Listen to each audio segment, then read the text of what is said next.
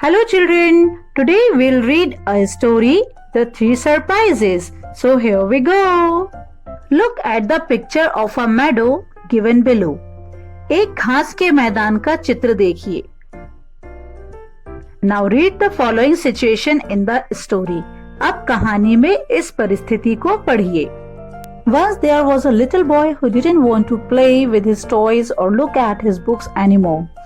His mother, who could always think of lovely things for the little boy to do, said, "Go out in the sunshine and see if you can bring me back 3 surprises." The boy went into the meadow to look for them. एक समय की बात है, एक छोटा सा लड़का था जो अपने खिलौनों से अब और नहीं खेलना चाहता था और ना ही अपनी किताबों को देखना चाहता था. उसकी माँ, जो उसके बारे में हमेशा उसको करने के लिए नई नई चीजें सोचती थी, बहुत प्यारी प्यारी चीजें सोचती थी, उससे कहती है, जाओ धूप में जाओ और देखो और क्या तुम मेरे लिए 3 सरप्राइजेस या 3 आश्चर्य लेकर आ सकते हो. तब वह लड़का घास के मैदान में वो 3 सरप्राइजेस ढूंढने के लिए जाता है. From the title of the story, The 3 Surprises, the picture of a meadow above and the situation you just read, try to predict what 3 surprises the child gets for his mother. अब जैसा कि कहानी का title है या शीर्षक है The 3 Surprises यानी कि 3 आश्चर्य, तो एक घास के मैदान का चित्र है और एक परिस्थिति जो आपने अभी अभी पढ़ी, तो उसके आधार पर यह अनुमान लगाइए कि वो 3 आश्चर्य कौन से थे जो बच्चा अपनी माँ के लिए लेकर आता है. तो यहाँ पर 3 लाइन्स हैं.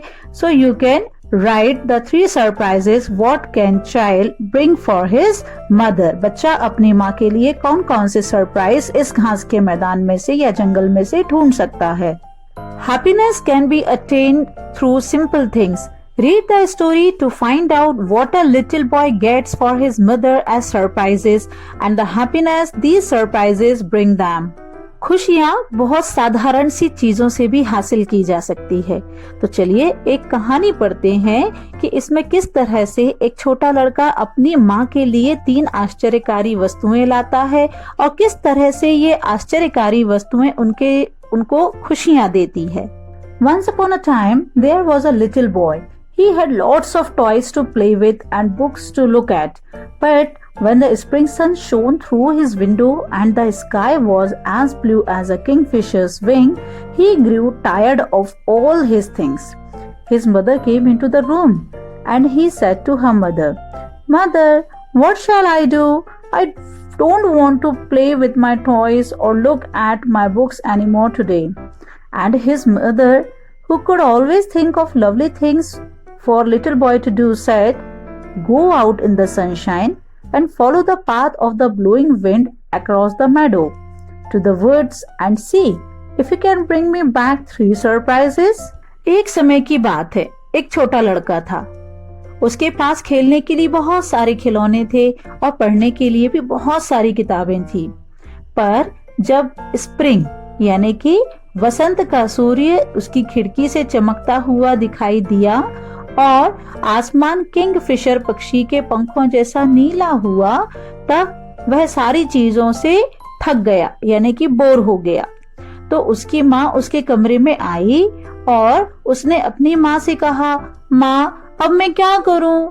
मैं अपने खिलौनों से नहीं खेलना चाहता और आज मैं अपनी किताबें भी की तरफ भी नहीं देखना चाहता." और उसकी माँ, जो उसके लिए हमेशा बहुत प्यारी प्यारी सी चीजें करने के बारे में सोचती थी उसके लिए, तो उससे बोलती है, "बाहर धूप में जाओ और मेडो यानी कि ग्रासलैंड या घास के मैदान में वहां पर जंगल में बहती हुई हवा के साथ उसके रास्ते पर जाओ और देखो क्या तुम मेरे लिए 3 आश्चर्य ला सकते हो." So the little boy took his basket and went out in the spring sunshine. He followed the blowing wind across the meadow and it whispered and sang in his ears. इसलिए छोटा लड़का अपनी बास्केट लेकर वसंत की धूप में बाहर चला गया. वह बहती हुई हवा के पीछे पीछे घास के मैदान के पार चल दिया. तब बहती हवा ने उसके कानों में धीरे से कुछ कहा और गाया। "O wind," said the little boy, "I wish I knew what you were saying. Perhaps you could tell me where I could find a surprise to put in my basket and take home to my mother." तब छोटे लड़के ने कहा, "ऐ हवा, मैं जानता हूँ कि तुम क्या कहना चाहती हो। काश तुम मुझे बता सकती कि मुझे अपनी बास्केट में रखने के लिए और मेरी माँ के लिए घर ले जाने के लिए एक आश्चर्य कहाँ मिलेगा?"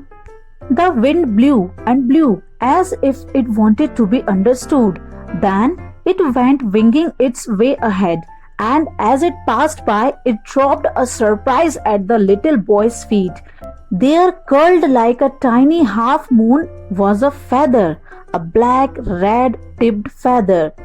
When he picked it up, it lay in his hand, soft as silk, light as air, warm as spring sunshine.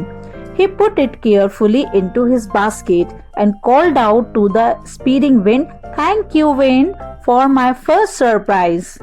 जब छोटे लड़के ने हवा से कहा कि उसे उसका सरप्राइज कहाँ मिलेगा, तो हवा जोर जोर से बहने लगी, जैसे कि वह सब कुछ जानना चाहती हो।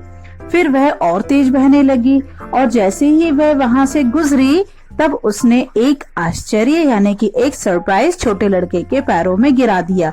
और क्या था वह आश्चर्य? वह था एक छोटा सा अर्ध चंद्राकार यानी कि हाफ मून शेप का मुड़ा हुआ एक पंख, जो कि काला था, और उसकी टिप यानी कि उसका जो सिरा था वो था लाल। और जब उसने वह पंख उठाया और उसे अपने हाथों पर रखा, तो वह एकदम रेशम जैसा कोमल था, हवा जैसा हल्का था और वसंत की धूप जैसा गर्म था।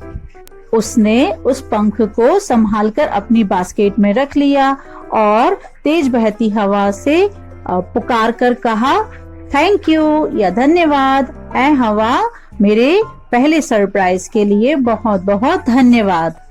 Then he went on into the little woods. Last year's leaves, russet and brown, lay about his feet on the path, but the trees were green-tipped and the birds were singing. फिर वह छोटे से जंगल के अंदर गया। वहाँ रास्ते में पिछले साल के सूखे हुए पत्ते और डार्क ब्राउन कलर के पत्ते, लाल ऑरेंज कलर के पत्ते, इस तरह के बहुत सारे सूखे हुए पत्ते पैरों में यानी उसके जमीन पर फैले हुए थे पूरे रास्ते में। और लेकिन जो जितने भी पेड़ थे वे सब हरे भरे थे और चिड़िया चहचहा रही थी, मानो जैसे वे गाना गा रही हैं। "Oh birds," said the little boy, "I wish I knew what you were saying. Perhaps you could tell me where I could find a surprise to put in my basket and take home to my mother." The birds sang sweetly and clearly as if they wanted to be understood, and a fat thrush flew hurriedly out of a hawthorn bush. जब छोटे लड़के ने चिड़ियों का गाना सुना, तब वह चिड़ियों से ही बोला, "ऐ चिड़ियों, मैं जानता हूँ कि तुम क्या कहना चाहती हो। काश तुम मुझे बता सकती कि मुझे इस बास्केट में रखने के लिए और मेरी माँ के लिए घर ले जाने के लिए एक आश्चर्य कहाँ मिलेगा?" तब चिड़िया बहुत मधुर और बहुत स्पष्ट गाने लगी, जैसे कि वह सब कुछ जानना चाहती हों। तभी गुलाब के पेड़ों की झाड़ियों में से एक मोटा सा थ्रश पक्षी बहुत तेजी से उड़ा। Then all at once the little boy saw lying there on the mossy ground under the hawthorn tree a surprise. 2 pale blue halves of a thrush's broken egg. A baby bird had shed them, for he no longer needed their protection. They lay like 2 tiny empty cups waiting to be filled. Breathlessly, in case they should break, the little boy picked them up and put them in his basket beside the feather. Then he called out to the busy singing birds, thank you birds for my second surprise." तो जैसे ही thrust पक्षी गुलाब की झाड़ियों में से उड़ा, तभी अचानक छोटे लड़के को उन झाड़ियों के नीचे मॉसी ग्राउंड यानी कि दलदली जमीन पर एक आश्चर्य दिखाई दिया। और वह आश्चर्य क्या था? वह था थ्रश पक्षी के टूटे हुए अंडे के 2 आधे टुकड़े, जो कि पेल ब्लू यानी कि हल्के नीले रंग के थे। एक नन्ही या छोटी सी चिड़िया ने उन्हें गिराया था, क्योंकि अब उसे अपनी सुरक्षा के लिए इस अंडे की जरूरत नहीं थी। तो जब चिड़िया अंडे को तोड़कर उसमें से बाहर निकल जाती है तो फिर उसे उस अंडे की जरूरत नहीं पड़ती। तो उस अंडे को वह छोड़कर वहीं पर उड़ जाती है, वहां से उड़ जाती है। तो उसके अंडे के जो दो टूटे हुए हिस्से थे वे खाली प्याले की तरह लग रहे थे, कप जैसे लग रहे थे, जैसे कि मान लो उनको अभी भरे जाने का इंतजार कर रहे हों। तो हांफते हुए कहीं अंडे टूट ना जाए, छोटे से लड़के ने उन्हें उठा लिया और अपनी बास्केट में पंख के बगल में रख लिया। फिर वह चिड़ियों को पुकारता है और कहता है, मेरी दूसरे सरप्राइज के लिए धन्यवाद, thank you. Then he went on through the woods to where the trees ended, and the whole world seemed to lie at his feet. White clouds like wandering sheep were filling the distant sky and drifting across the sun. "Oh, clouds and sun," said the little boy, "I wish I knew what you were saying. Perhaps you would tell me where I could find a surprise to put in my basket and take home to my mother." The clouds moved slowly past as if they wanted to write a message in the sky, and the little boy sat down on the soft sandy ground under the last tall pine tree. All at once, a little shaft of sunlight slid between the dark branches of the pine tree, turning the sand to gold. The little boy buried his hands in the warm amber dust when suddenly he felt something round and hard. There between his fingers was a pebble. फिर वह जंगल में तब तक आगे बढ़ता जाता है जब तक कि पेड़ समाप्त नहीं हो जाते, और वहाँ ऐसा लगता है मानो पूरी दुनिया उसके कदमों में थी, यानी कि बहुत ही सुंदर नजारा दिखाई देता है। जब वह आसमान में देखता है तो सफेद बादल बिल्कुल चलती फिरती हुई भेड़ों की तरह पूरे आसमान को भर देते हैं। पूरे आसमान में छाए हुए थे बादल, और सूर्य के आर पार भी चल रहे थे। तब वह बादल और सूर्य से कहता है कि काश मैं जानता कि तुम क्या कहना चाहते हो। शायद तुम मुझे ये बताना चाहते हो कि मुझे मेरा आश्चर्य बास्केट में रखने के लिए और मेरी माँ के लिए घर ले जाने के लिए कहाँ मिलेगा। फिर बादल धीरे से हिले, जैसे कि आसमान में कोई संदेश लिख रहे हो, कोई मैसेज लिख रहे हो, और छोटा बच्चा नर्म रेतीली जमीन पर आखिरी एक जो पाइन ट्री था वहां उसके नीचे बैठ गया। तभी अचानक धूप की एक नन्ही सी किरण या एक बीम उस पाइन ट्री के अंधेरी डालियों में से निकली और रेत को सुनहरा कर दिया, गोल्डन कर दिया। तो छोटे लड़के ने अपने हाथों को गर्म पीली सी रेत के अंदर डाला। तभी अचानक उसे कुछ गोल और हार्ड यानी कि कठोर कड़क सी कोई चीज अनुभव हुई, और उसकी उंगलियों के बीच में एक पैबल मीन्स एक गोल पत्थर था। It was clear like glass and as smooth as if all the rivers in the world had run over it for a million years. It shone like a star when he held it up to the light. Here was his last surprise.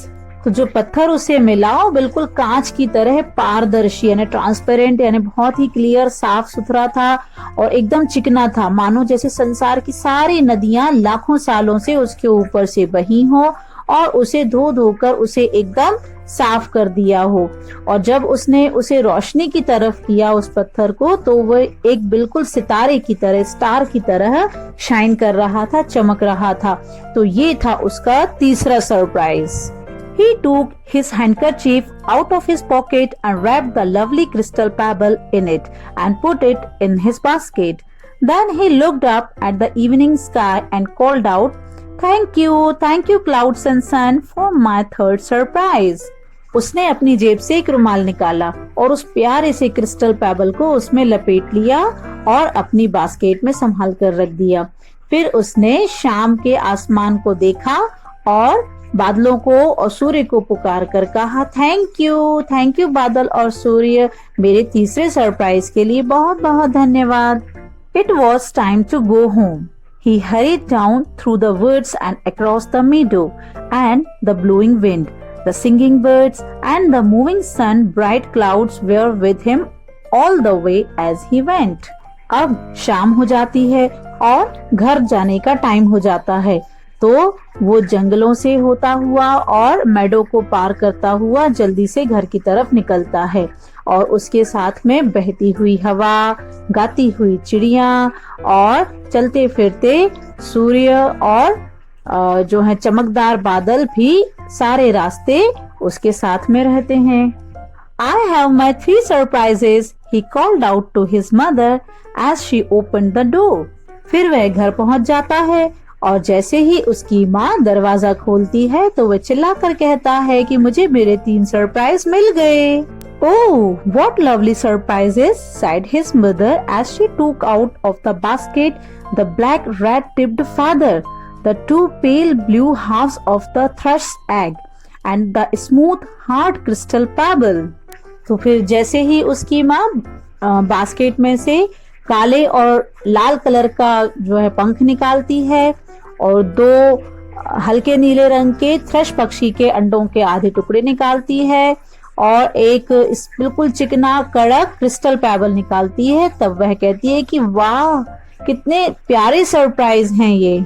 Now I have a surprise for you, and there at his place on the table was a large brown egg ready to be eaten and a bar of cream jelly chocolate. The little boy broke off the top of the egg and put the spoon into the yolk. His mother laughed as he spooned it onto the bread. फिर उसकी माँ उससे कहती है कि मेरे पास भी तुम्हारे लिए एक सरप्राइज है। और क्या था वो सरप्राइज? उसकी टेबल पर एक बड़ा सा ब्राउन कलर का अंडा रखा हुआ था जो कि खाने के लिए बिल्कुल तैयार था और साथ में थी एक क्रीम जेली चॉकलेट का एक बार। तो छोटा लड़का अंडे के टॉप को ऊपर के हिस्से को तोड़ता है और फिर उसमें चम्मच डालता है उसके योक में। इसके बाद फिर वही चम्मच वो ब्रेड के ऊपर डालता है। तो ये सीन देखकर उसकी माँ हंसने लगती है। तो इससे समझ में आता है कि वह लड़का कितना एक्साइटेड था, जो खिलौने खेलकर और किताबें पढ़कर जैसे उसको बोर लगता था, तो वो कुछ नया क्रिएटिव सा काम करके बहुत एक्साइटेड था। We will keep your surprises here on my special table, she said, and laid them out carefully. The black rat-tipped feather, the 2 pale blue halves of the thrush's egg, and the smooth hard crystal pebble. फिर उसकी माँ कहती है कि हम तुम्हारे surprise को यहाँ पर एक स्पेशल टेबल पर संभाल कर रख देंगे। और फिर वहां पर था एक black rat tipped feather, 2 pale blue halves of the thrush egg और एक स्मूथ हार्ड क्रिस्टल पेबल। तो ये 3 सरप्राइजेस थे जो लड़के ने जंगल में से लेकर आए थे अपनी माँ के लिए। तो उसकी माँ ने उन सरप्राइज को टेबल पर अच्छी तरह से सजाकर रख दिया था। तो बच्चों कैसी लगी आपको ये कहानी? अच्छी लगी ना? मजा आया ना? तो देखो, अगर हम कोई एक ही तरह का काम करते हैं तो उसमें हम जल्दी ही बोर हो जाते हैं। तो इसके लिए जरूरी है कि हम कुछ ना कुछ नया नया करते रहें, कुछ क्रिएटिव सा करते रहें। जैसे उस लड़के ने किया, उसकी माँ समझ गई थी कि उसको इतने सुहावने मौसम में घर में रहना पसंद नहीं था, इसलिए उसकी माँ ने उसको बाहर भेजा। तो बाहर भेजने के लिए उसके लिए एक टास्क रखा कि वो 3 सरप्राइजेस ला कर दे अपनी माँ के लिए।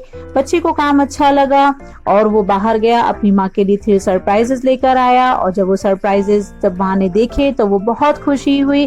तो अपनी माँ की खुशी में ही उस लड़के को भी बहुत खुशी हुई। तो जो काम हम दूसरों की खुशी के लिए करते हैं वो काम निश्चित रूप से हमें भी बहुत खुशी देता है। तो बच्चों, अगर आपको ये वीडियो पसंद आया है तो इसे लाइक शेयर जरूर करना। और अगर आप इस चैनल पर नए हैं और अभी तक आपने इस चैनल को सब्सक्राइब नहीं किया है तो पहले सब्सक्राइब कर देना। So thanks for watching, bye bye.